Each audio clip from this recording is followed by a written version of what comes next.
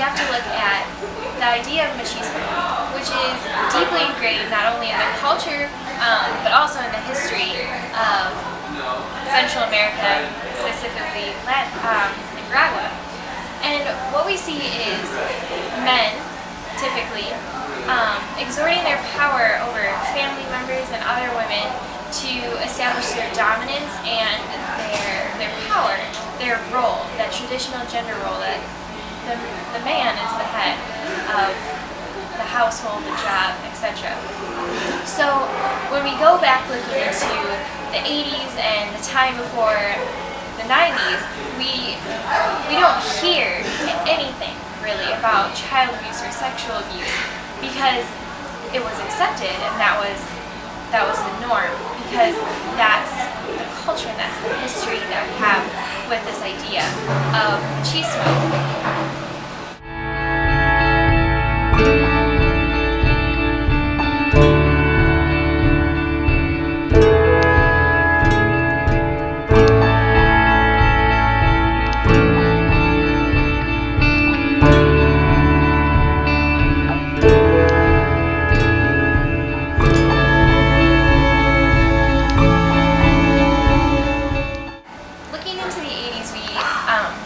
Begin seeing children of war, I guess you could say.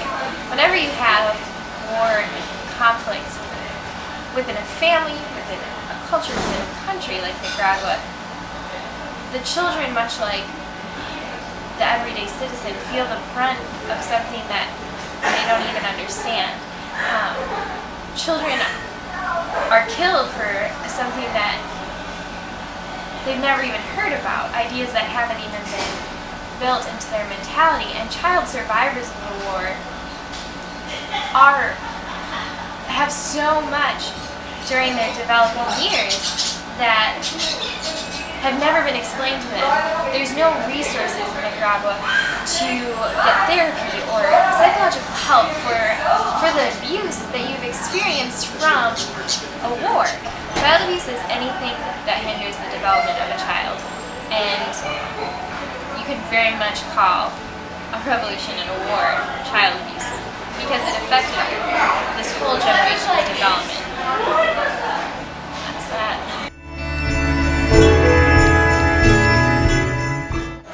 So moving into the 90s and even more into the situation today, beginning in 1989 when the rights of the child were passed in November 20th, the CRC, people began to vocalize this idea of what is child abuse, what is sexual abuse, what is going on inside the homes of families.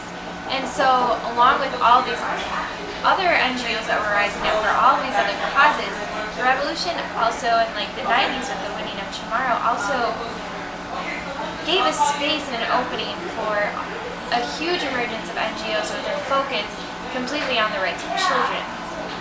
And through the early 2000s, we see the passing of the adoption law in 2007 to protect the rights of those kids who are being adopted and make sure that they're in healthy and safe situations when they're adopted. We see the responsible maternity and paternity law passed in 2007, which is going in and making sure that these children have rights with their parents and have healthy home situations. And then we also have the general education law passed in 2005,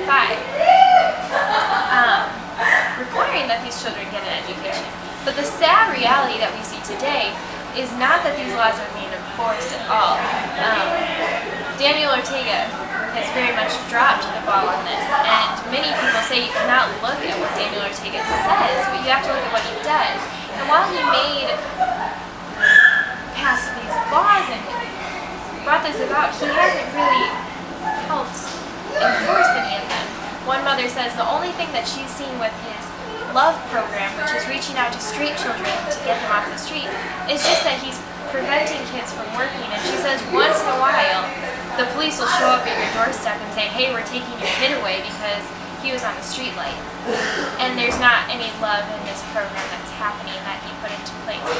So, supported by Maurice and others, what we see is a rise in children on the street due to unemployment. We see a rise in child abuse, and that may be because people are talking about it as well, but both are increasing and both are not good.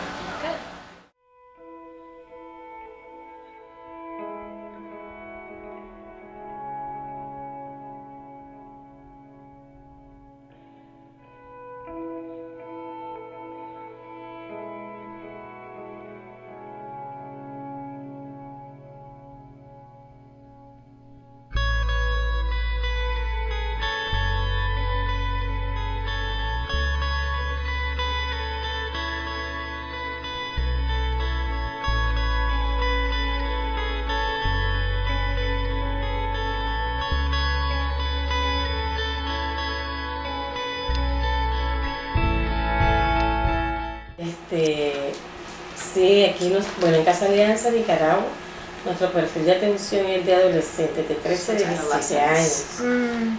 Up to 17 years old. Atendemos el perfil, ¿verdad?, de adolescentes víctimas de trata de personas, de consumo de drogas, drug addiction, que han vivido sobrevivientes de algún tipo de violencia, verbal, psicológico, sexual, que hayan sido explotados laboralmente. In labor, sexually exploited. Entonces, que estén embarazadas también. Tenemos madres adolescentes en la residencia.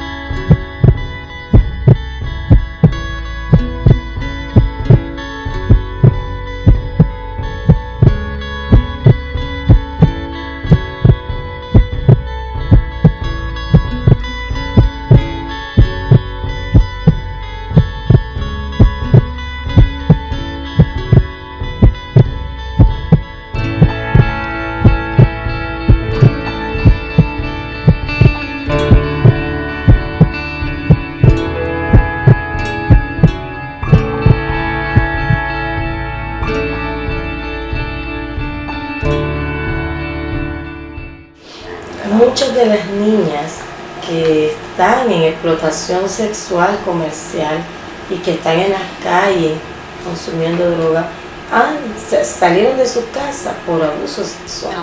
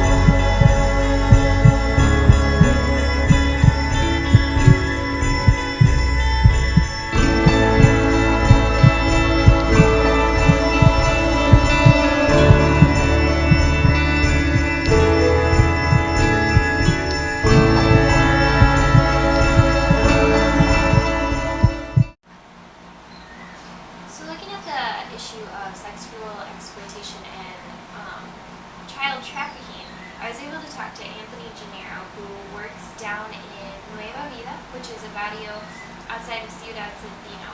And this barrio is extremely poor. It started out as a tent village, basically, after Hurricane Mitch wiped out the entire area, and then the government came in and did a housing project. So you can kind of imagine the poverty that we have going on there. We have a large number of absent father figures and just degraded nuclear families as a whole. And while talking to him, I was able to ask him if human trafficking, sex trafficking ever came up. And I was kind of expecting there not to be like a huge response to this, So I was surprised when he informed me that it's a huge, huge issue for this individual community. In fact, there's a woman in the community who they have not been able to penalize, but who they know is working and being pressured by someone to locate the children in the village that are able to be trafficked, who would be easily kidnapped, those who are left alone on a more regular basis, the girls that are walking to and from stores and doing more of the errands and whose families really aren't paying attention to them. And so, on a local level, this community has a huge awareness of the fact that sex trafficking is happening within their community and that their children are being kidnapped and going missing, as well as child prostitution and sexual exploitation within this small community of Nueva Vida.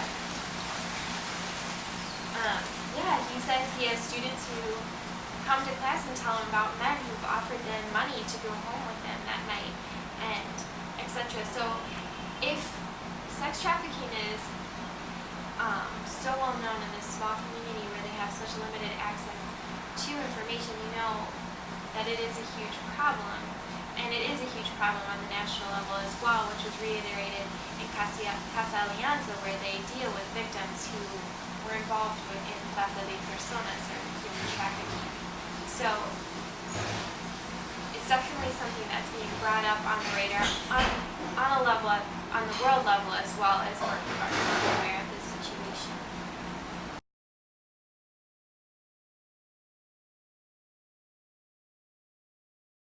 Entonces es un That's número what the statistics elevadísimo, of the institution that you lo mentioned have. lo que indica su incremento. And it seems like it's increasing. Aunque ahora hay más denuncias, porque hay But there's more denuncias, ¿verdad? Ahora hay un denunciations, poco more más, las niñas hablan un poco más, that talk ¿verdad? about it. So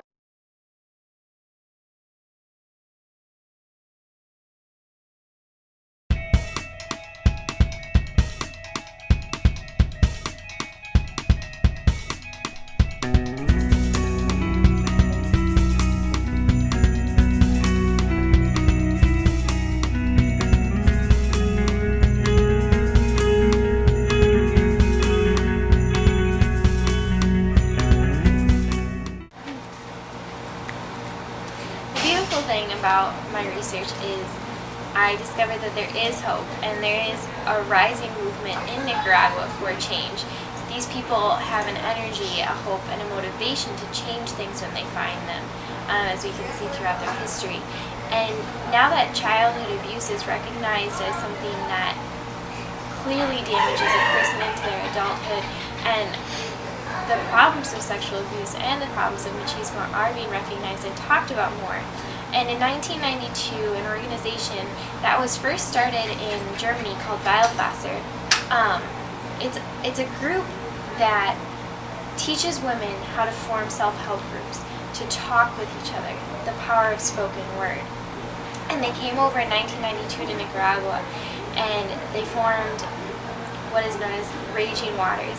And there's 50 sites now in Nicaragua, and hopefully they grow to be more, but it's areas where women lead each other. They aren't led by a psychologist or sociologist or anything, or a doctor. It's women who have shared experiences, who go through workshops to learn how to recognize cues that are spoken in their memories and work through their pasts and heal together.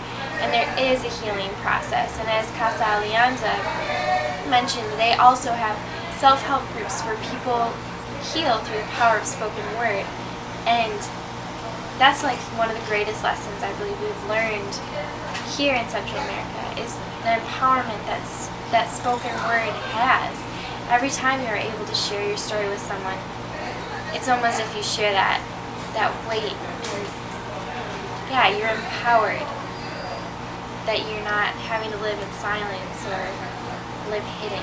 And I think that's the beauty that's coming out right now in Nicaragua, as they face these issues. And just as water moves and passes and grows and reflects light and beauty, so are these women, and these women who experience childhood abuse in the war and through their childhood. So thank you for watching.